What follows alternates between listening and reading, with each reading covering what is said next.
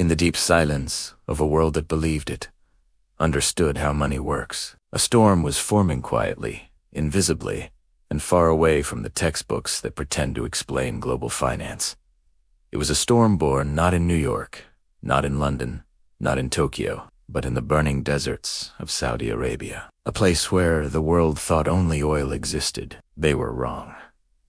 Because in those sands, a secret deal was made that would shape the destiny of nations, control the rise and fall of currencies, and determine who becomes powerful and who collapses. But the real story begins much earlier, at a moment when the United States stood on the edge of financial desperation. It was 1971, a year that would change the meaning of money forever. America was drowning in debt.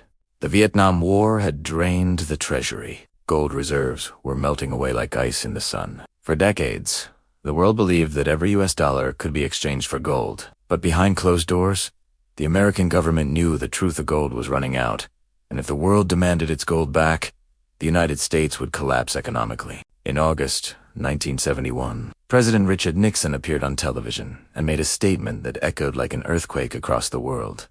The U.S. would no longer exchange dollars for gold. The dollar was now backed by nothing, no metal, no commodity, just faith. But faith alone couldn't save a dying currency. Other nations panicked. They started dumping dollars. Confidence was cracking. The world was asking a dangerous question. If the dollar is not backed by gold, why should we trust it? The United States needed a new foundation for its currency, something as powerful as gold. But what? The answer was a resource more valuable than gold, more necessary than food, more desired than power itself. Oil, and not just any oil, Saudi oil. The lifeblood of the global economy. The United States understood one thing very clearly.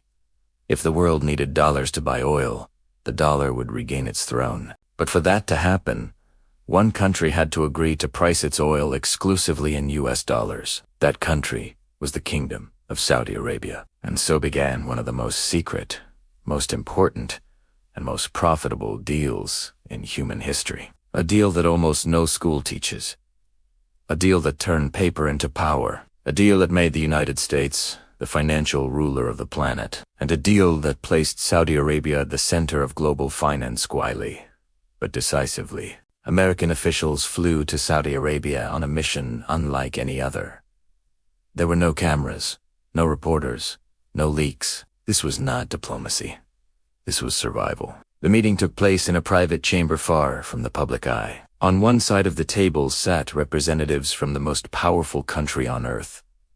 On the other side sat the custodians of the largest oil reserves the world had ever known. The Americans presented their offer with careful precision. "We will give you protection," they said. "We will build your military. We will train your forces. We will shield your kingdom from any external threat. We will modernize your infrastructure. We will support your rise as a regional power." Then came the condition. In return, you must sell your oil exclusively in US dollars.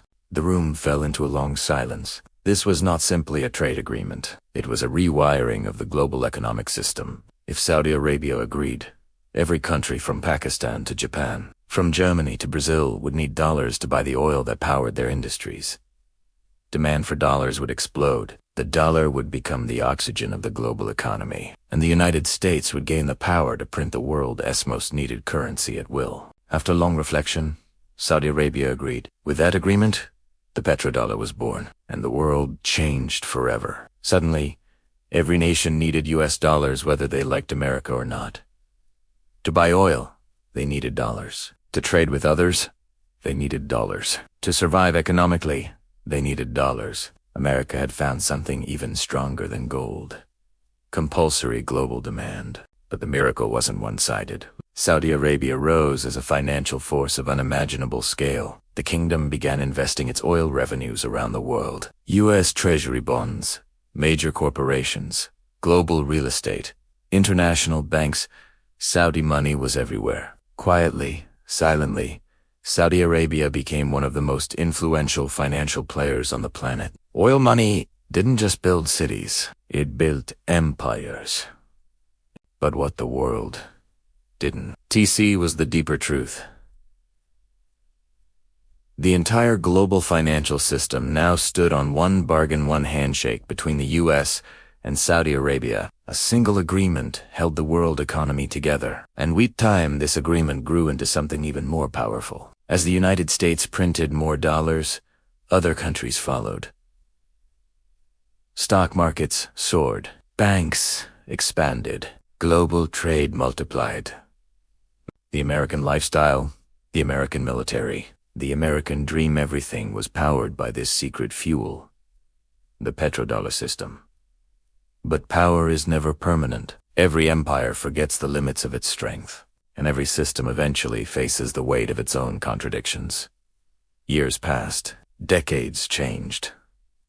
The world transformed, and new forces emerged, forces that were no longer willing to accept a world dominated by a single currency. China became a manufacturing giant. Russia re-established its influence. Europe struggled.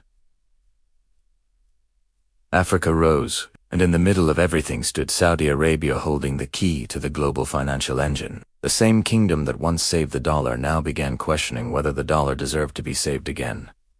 Because the world had changed, and so had Saudi Arabia. The kingdom was no longer just an oil exporter, it was becoming a financial powerhouse, a technological investor, a geopolitical strategist, and an architect of the future world order. And quietly, very quietly, Saudi Arabia began exploring what once would have been unthinkable, pricing some oil in currencies other than the US dollar. This small idea carried the weight of a revolution.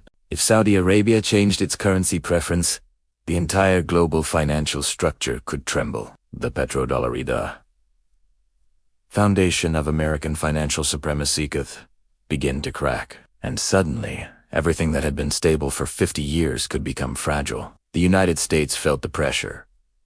Economists warned of the consequences. Governments began to worry. Because if the petrodollar weakened, America's power to print global money would weaken. And if that power weakened, America's influence on the world would decline. Meanwhile, Saudi Arabia expanded relations with China, strengthened ties with Russia, joined new economic alliances, invested in futuristic megacities, and positioned itself as a leader in the changing global order.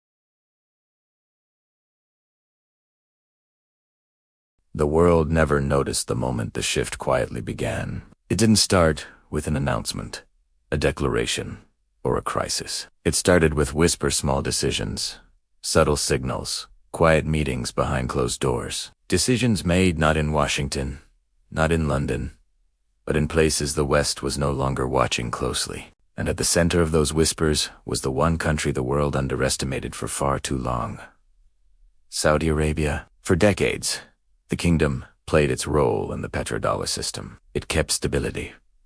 It kept the dollar alive. It kept global markets balanced. But the world had changed.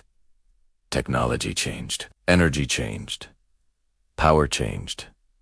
And Saudi Arabia had changed. This time, the kingdom was not reacting to history. It was preparing to shape it. The first tremors came with China. Beijing wasn't just buying oil, it was building infrastructure across continents, forging new alliances, powering global manufacturing, and rising as a force the world could no longer ignore. China asked the question no nation dared to ask before. Why must we buy oil only in US dollars? For years, the question seemed harmless. Then China made a move that shook the financial core of the planet. It offered to buy oil in yuan. Normally, Saudi Arabia would have dismissed such an idea. But this time, Riyadh didn't say no. They listened. They evaluated. They calculated, and the world held its breath. Because if Saudi Arabia agreed to accept yuan or any other currency for oil, the petrodollar system would weaken. Not instantly. Not overnight, but like a small crack in a dam. Once the break begins, the collapse is only a matter of time. But this story is bigger than currencies. It's about identity. It's about power. It's about the unstoppable evolution of a nation that once relied solely on oil but was now becoming one of the most ambitious players on Earth. While the world watched wars, elections, and stock markets, Saudi Arabia was transforming its entire economic model. Vision 2030 wasn't just a slogan, it was a blueprint to leave the old world behind. The kingdom began investing billions into artificial intelligence, green energy, space exploration, biotechnology, tourism, futuristic cities, and global finance. Neom rose from the desert like a miracle. Projects worth trillions were launched. The Sovereign Wealth Fund expanded like a global empire builder. Saudi Arabia was no longer asking how the world works. It was preparing to decide how the world will work. And when a nation begins to control the future, it no longer accepts being chained to the past. Quietly, Saudi Arabia diversified its alliances. It strengthened ties with China, Russia, India, and emerging powers. It joined global economic groups that didn't exist in the 1970s.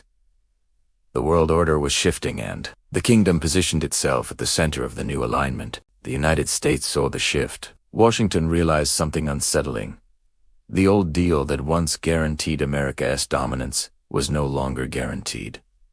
The petrodollar was aging. The world was changing. And Saudi Arabia was no longer dependent on one partner. The more the kingdom expanded its influence, the more the world began to realize something extraordinary. Saudi Arabia was becoming the hinge of global power. If it continued pricing only in dollars, the dollar remained king. If it accepted multiple currencies, the world would enter a new financial era. And if it ever left the dollar completely, the global financial system would be forced into a transformation unlike anything seen since 1971.